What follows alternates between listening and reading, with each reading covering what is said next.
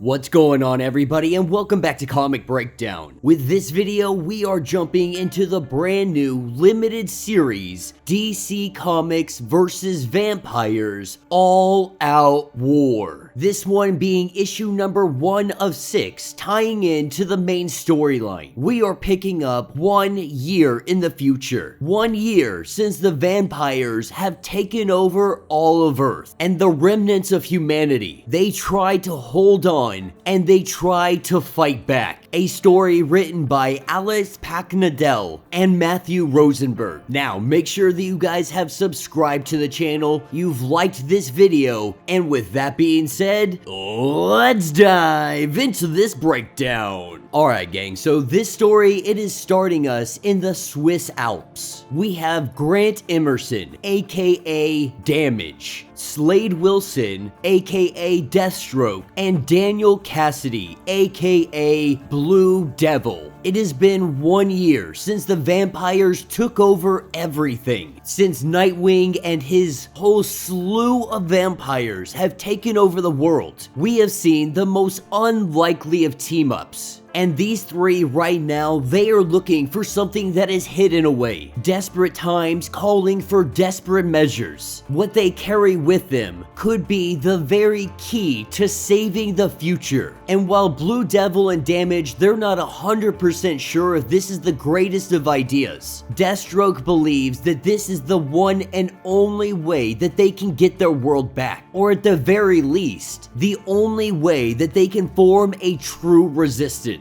And that is because this is the skeleton of Bruce Wayne, aka Batman. With Deathstroke having the remains of Batman, they have come to the Swiss Alps looking for a Lazarus Pit. This is the last one known in existence. The vampires, they had initially targeted every single pit that they knew about. They took it off the board in the early days of the war, as they prepared to throw Batman's body into the Lazarus Pit.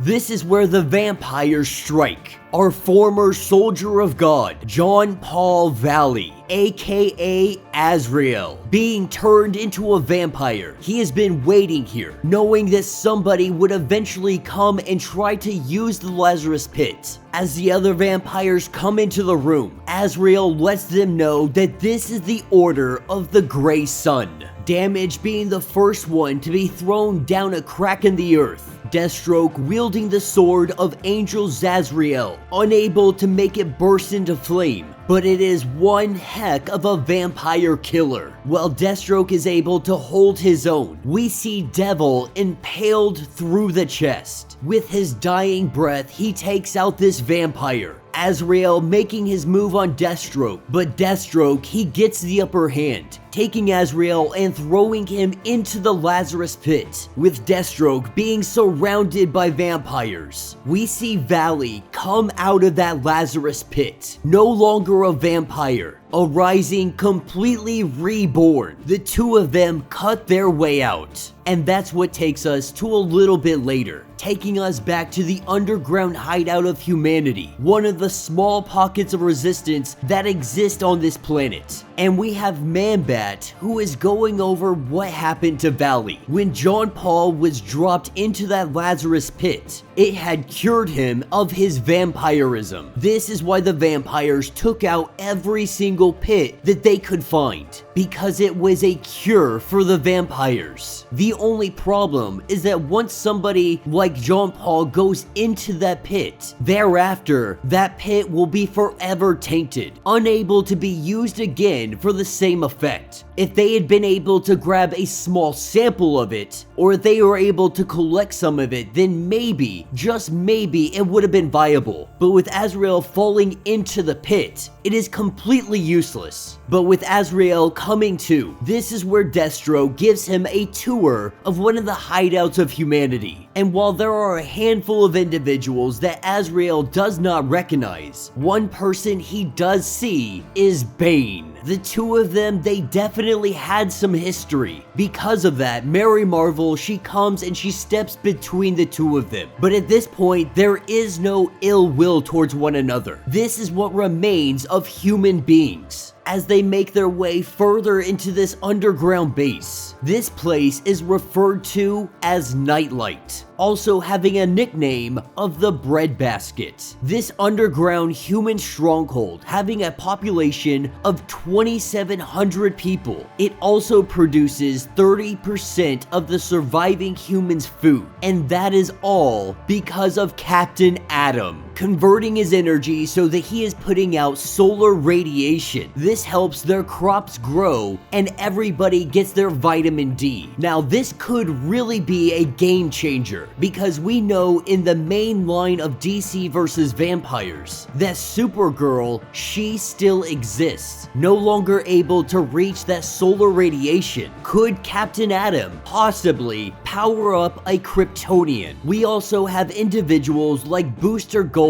just a handful of heroes from all across the spectrum. But right now, the Council would like to meet Jean Paul. Meanwhile, at the front gate of Nightlight, we have Damage, who is returning back from the mission. But there is something different about him. All of his bandages coming off. This is the first time that anybody has truly seen him like this, with him being able to get just too close before they can put the UV lights onto him. He is taking them apart, making quick work of Vigilante. The vampires are sending in their Trojan horse, completely unaware of anything going on. This is what takes us to the Council. Sitting in the head chair, we have John Constantine. Not here in physical form. This is just his astral form. But there's a lot of people on this council. Individuals like Director Bones, Lead, and Midnighter. And right now, the council, they want some answers from Deathstroke, because this mission that he did in the Swiss Alps, it was not sanctioned by the council. Metahumans in this apocalyptic era, they are one of the most vital assets. He took both Damage and Blue Devil with him, and neither of them returned. Also that he could do an unsanctioned mission to try and rescue Batman. So not only did he lose two individuals, he brought back somebody that was just recently a vampire. This entire mission has so many concerns. First of all, they don't know if Damage had been turned. They don't know what happened with Blue Devil. And they also did not resurrect Batman. Trying to defend himself, Deathstroke lets them know that there was no time to do anything, that they barely got out of there with their lives. But Miss Fleming, she comes in to let them know they are missing a very, very big point. The council, they more than likely would have approved this mission. Having Batman back, just the morale boost alone, that would have been worth the cost. So the question is, why did Deathstroke try to do this without anybody knowing? With Lead chiming in and letting it be known that it is a very obvious move to have a coup. Deathstroke not being happy with the council, not believing that they are leading what remains of humanity in the correct manner. Deathstroke has always been one to try and lead the people, at least in this post-apocalyptic era. But the truth is, nobody would follow him. Batman, on the other hand, that is somebody that they would follow. Even if he did go a little bit mad being resurrected in the Lazarus Pit. Because having him alive is far greater than having him dead, especially in a world where they need somebody who is brutal and will slice through vampires. With Midnighter just losing it, he goes straight in for Deathstroke, trying to beat the crap out of him, but this is when Valley lets us know that they all need to stop fighting. The truth is, they cannot afford any kind of division. Being a vampire just recently, he is letting them know that there is no room for division. Nightwing had turned the metahumans first because he knew that was the key to taking over. The vampires running facilities that are called blood farms. These places are where the sun is allowed in, only enough sunlight to allow algae to grow and feed their quote-unquote crops, their livestock, telling the council that if there is any chance of any kind of survival, they cannot fight amongst one another. This is when we go back over to Captain Atom, and we have what appears to be Damage wearing the mask of Vigilante, making his way up to Captain Atom. Adam is trying to figure out what the heck is going on.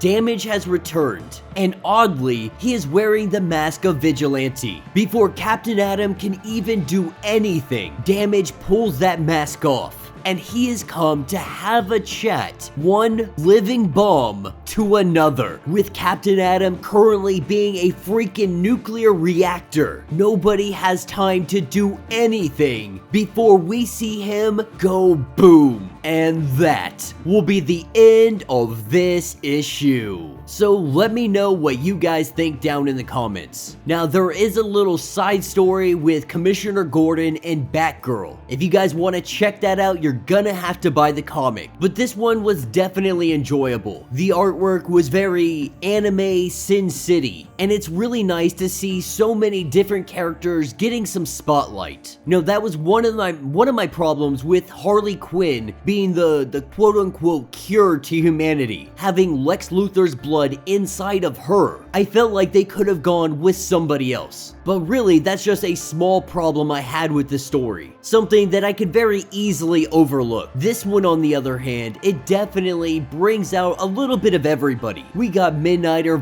Vigilante, John Constantine, Blue Devil, and of course, they're going to be bringing in Azrael because there is a brand new comic that is going to be coming out featuring him. Now, that's not going to tie into anything going on with DC versus vampires, but you guys know how they like to try to cross-promote things. And it also looks like any hope that Captain Atom could have actually done something or saved anybody, saved a Kryptonian, gave Kryptonians their powers back, that appears to be completely taken off the board. There is a possibility that John Constantine is the only survivor because he was here in astral form. More than likely, we will see Azrael, Deathstroke, Bane, all of them, the core group, are probably going to survive. But anybody else that was here, they were taken out in an instant. Off to a very great start. This seems to be very promising and it looks to be a lot of fun. I, for one, am very excited that we are getting an extensive tie-in of 6 issues. So let me know your thoughts, let me know your theories. If you would like to get completely caught up on everything going on with DC Comics versus vampires, be sure to check out the link in my description as well as the top of this video. It will get you completely caught up on everything going on with this series. If you would like to support the channel, you can always do so by hitting the Super Thanks button. This button will let you donate directly to the channel, and every little bit helps us out. Now, if you can't do that, do me a favor, hit that sub button, hit that notification bell, make sure you're not missing any of the awesome content that we have coming out, and until the next breakdown.